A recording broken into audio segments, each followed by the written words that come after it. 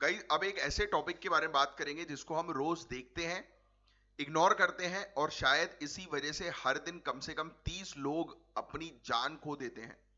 Yes, I am talking about electric shock और उससे होने वाली मौतें। आप सोच रहे होंगे 30 लोग रोज। Yes, National Crime Record Bureau का डेटा ये सच बताता है और ये नंबर बहुत ज्यादा है, स्पेशली जब हम एडवांस कंट्री से कंपेयर करते हैं। तो ये द हिंदू में ये बहुत ही जरूरी एडिटोरियल जो छपा है, जिसको अक्सर काफी सारे लोग इग्नोर कर देते हैं, बट प्रॉपर तरीके से तैयारी करनी है तो मैं जो लेक्चर्स प्रोवाइड करा रहा हूं वो लेक्चर्स पूरे देखा करो। तो आओ टू द पॉइंट चीजों को वो समझते हैं। तो एडिटोरियल का मेन फोकस है कि ये मौतें सिर्फ एक्सीडेंट्स नहीं है, बल्कि ये पुअर गवर्नेंस और सेफ्टी स्टैंडर्ड्स में बड़ी कमी की निशानी है। एडिटोरियल कहता है कि हमारे पास इलेक्ट्रिसिटी एक्ट 2003 है, central electricity authority safety requirements regulations भी हैं, पर प्रॉब्लम कानून में नहीं, उनको इंप्लीमेंट करने में है। तो कौन रिस्पॉन्सिबल है? इसमें सबसे बड़ा रोल है स्टेट इलेक्ट्रिकल इंस्पेक्टोरेट्स का। इनका काम है सेफ्टी रूल्स को इंप्लीमेंट करवाना, चेक करना और जहां गड़बड़ी हो वहां एक्शन लेना।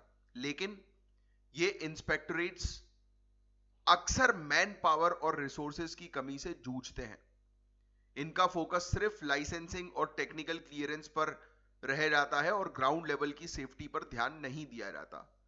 डिस्कॉम्स जो हम तक वो बिजली पहुंचाती हैं, जो कंपनीज, स्टेट डिस्ट्रीब्यूशन कंपनीज जिसको हम लोग वो बोलते हैं ना, इलेक्ट्रिसिटी जो डिस्ट्रीब्यूट करती है हमारे घर तक पहुंचती है, उनका काम है सेफ्टी मेंटेन करना। लेकिन जब कोई एक्सीडेंट होता है तो वो सिर्फ कंपनसेशन देकर अपना पल्ला झड़ा लेते हैं।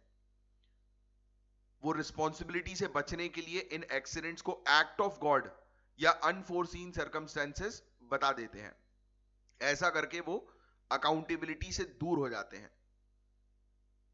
गाइस, एक्सीडेंट्स के मेन रीजन क्या है समझ रहे हो आप? लो हैंगिंग वायर्स, वो वायर जमीन से बहुत नीचे तक वो लटकती रहती हैं, स्पेशली मॉनसून में।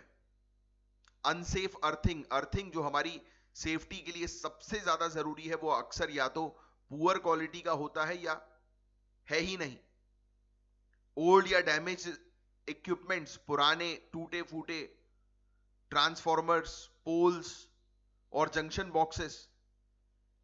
तो इन सब चीजों की वजह से जब बारिश आती है या कोई मतलब गुस्ताखी से भी किसी पोल को छू लेता है, यानी कि गलती से किसी ने पोल को छू लिया, बिजली के खंभे को, तो इलेक्ट्रोक्यूशन हो जाता है, क्योंकि उसका प्रॉपर मेंटेनेंस नहीं हुआ खंभे का और उसने छू लिया, तो गलती उसकी मान ली गई जिसने छुआ। ये नहीं कि भाई आप प्रॉपर मेंटेनेंस तो रखो।